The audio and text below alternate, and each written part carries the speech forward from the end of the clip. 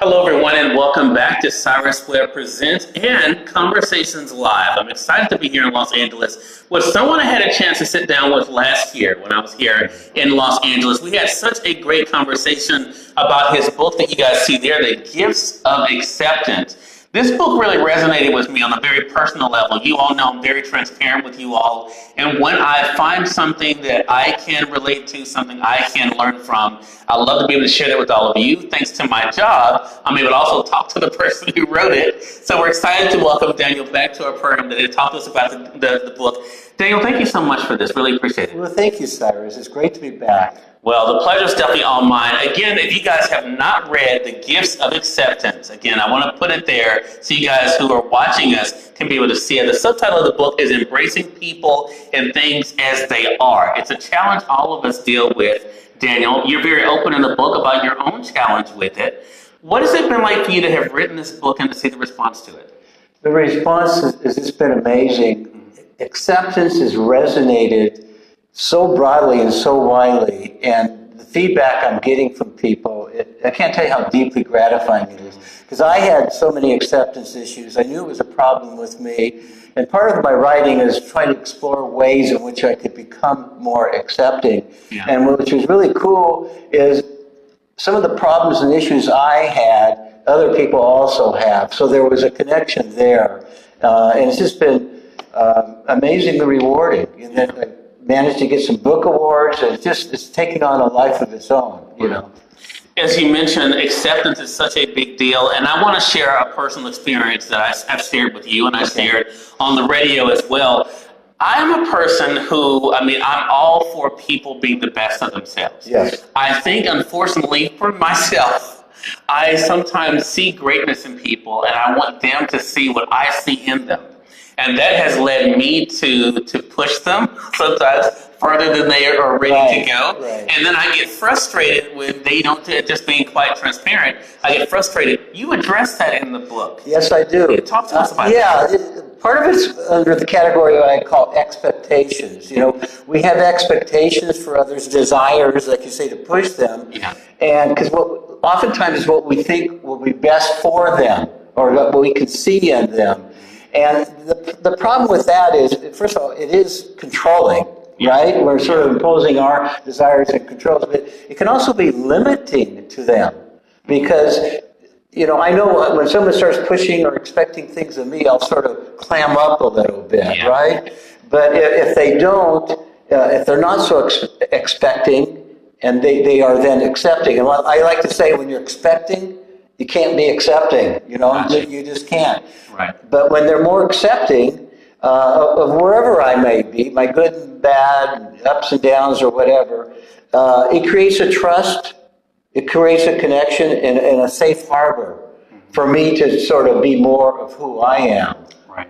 And just then you are who you are, it can forge a much closer bond. That's so true. And I love the fact of the way you said that, Daniel, because it shows that we are then putting pressure on other people. Yes. Pressure they didn't ask for. And again, we may think we're doing it out of love. Yes. And that's an interesting thing in the book. I don't have children of my own, but you do address, even as a parent, how this can be an issue that parents have to grapple with, where, you know, the child may not do exactly what the parent wants them to do. Right. And being able to accept who they are. What has that been like for you as a father to do? Well, my children have taught me by resisting. And my youngest daughter, Lana, for example, she's very different than me. And I like to tell the story about the way she would do homework.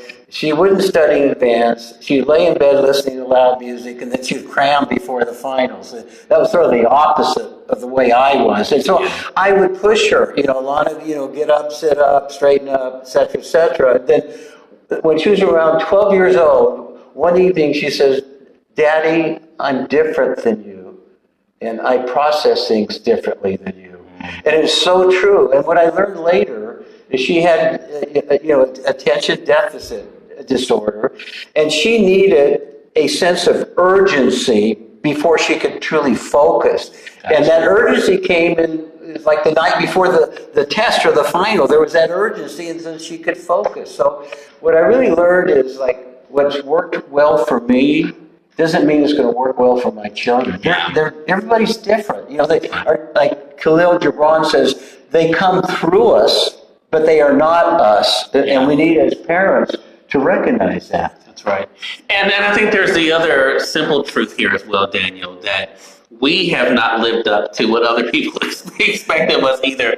And I thought about that too when I was reading the book initially, and that's why I was so glad that you and I had such a great conversation on the radio show about this, because I think it begins with us identifying it. But that is sometimes the most difficult part. What has that been like for you to see how people have benefited from identifying the problem they have when it comes to acceptance? It's, as I said before, it's been so rewarding as they will share their stories with me. I have my website, and as they share the stories and some of the tools that I offer regarding acceptance, one of which we talked about is, moderating your expectations. Another one which we're sort of talking about a little bit is being humble. There's that part of us, and I sort of sense it in me, is oftentimes I feel I know it's sort of better or right for someone, and I have to be very careful about that. I truly believe that the other person is the only one that knows what's right or true for them. Right. And I need to be able to accept that, And I think, again, this is such a powerful conversation. And I was telling Daniel before we went on here that one of the reasons why I asked for him to come back is because I think as we're beginning a new year, beginning a new decade, there's so many things I think we need to know about ourselves, but also be able to act on them. Letting go is a big part of this book as well. And because once you come to identify something that may be a troublesome area for yourself, and then even characteristics, you have to be willing to let it go. That is not easy, right? It is challenging, because I was, as I relate in both books, I was a controller extraordinaire / control freak. Right. I still control. I mean, we all control, but much, much less, because the dangers and the harms of control are significant. It affected my relationship with my family and my children, the people that I worked with. They created stress, anxiety for me. I missed medical appointments, doctor appointments, and had health issues because I was just too controlling. Whether you call that type A personality or perfectionist. I like to say, when we're controlling too much, it's like we're gripping life. We're not letting life flow. And it's like a fast-moving conveyor belt that we grab onto. We're either going to be burned or we're going to be dragged along. Right. So when you control, you can't flow. Simple as that. Yeah. When you control, you can't accept. So it can be extremely harmful when it's excessive. There's always a need in today's life for some control. I understand that. It's when it gets excessively, is when it can be harmful to us and to others as well. Yeah, what a great point. For those who are just tuning in, either on the radio side or online, you are listening to Conversations Live or watching Cyrus Webb Presents. I'm here in Los Angeles, excited to be sitting down once again with Daniel A. Miller. He's the author of 2 books. One I have not had a chance to read, but the one that I have is this book that we're discussing, The Gifts of Acceptance. It's available through our friends at Amazon.com. A powerful book that reminds us to do exactly what the subtitle says there, embracing people and things as they are. So I want to talk about this when it comes to mindfulness. It's an interesting connection that you're able to make, because I think being aware of these problems, these issues, these difficulties, like I have become aware of it because I see the way, and I think I have to say this too, Daniel, I realize too, it shifts the way that people want to interact with you. Because if they know that you're going to be a certain way, it changes the dynamics of the relationships, right? Oh, for sure. I mean, if I'm going to be controlling or expecting too much of them or telling them what to do or not liking what they do, as I say, it obviously it can create resentment. Right. And as I said before, that loss of connection or not wanting to open up because they don't feel safe with me, you know. And Cyrus, the book has been successful. I'm so grateful for that. The book is aimed more toward personal relationships with our family, our loved ones, our children, even accepting our foes, accepting our siblings, accepting failure.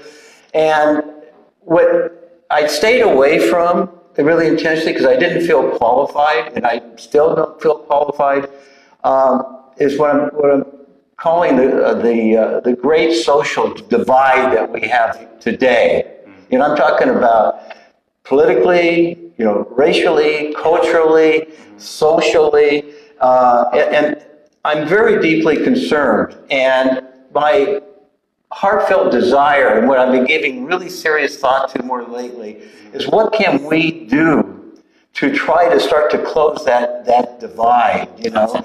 It's such a challenge. I know others, I know you're aware that people are talking about that, but if we don't know what to do. And I'm going to stretch, you know. I have to get out of my comfort zone. And the one quote I've always loved was, he's a Chinese philosopher, Lao Tzu. The journey of 1,000 miles begins with a single step. Right. Yeah. And I'm now starting in my writings, and this is really, quite honestly, the first show that I'm going to say it. We need to find ways to take some single steps. They may fail, they may not work, but we need to start to do something. And what I'm trying now, and what my focus now is going to be, and I have it in the book, I'm calling it acceptance conversations. Can we start to have some conversations, some dialogue, in some civil and respectful manner to try to stop what's happening today? Right. Well, and I appreciate you saying that, Daniel. I will say, though, it goes to me, again, the subtitle of the book, Embracing People as They Are. I think that has become the issue there. I mean, that we're not as tolerant of other people. That's right. And we do want people, though, to respect us and acknowledge us, but we're not willing to do the same thing. And I totally agree with you. It all begins with a step like a conversation like this, because I think if we all are able to identify the issues, then we're able to say, okay, that's me. When I read your book, I did not know when I first was pitched your book. And I think I said this to you. I didn't know that I would see myself in this. But I was so convicted, and that's the best word I could use. I had to go to my best friend and say, I'm sorry. Because once I read it, I could see myself. I could see, and even though, as I'm saying in this conversation, we can have the best of intentions. Just like as a parent or anyone, you can have the best of intentions, but it still doesn't make it right. That's right. And I think that's the thing. We have to really be willing to listen to each other. You know what I'm saying? And I was thinking, like, especially I know my children, I call it attentive listening. That's listening without commenting, listening without advising. Those are control things, right? Listening, just attentive listening can be very healing for the other person in particular, and then I think ultimately for us.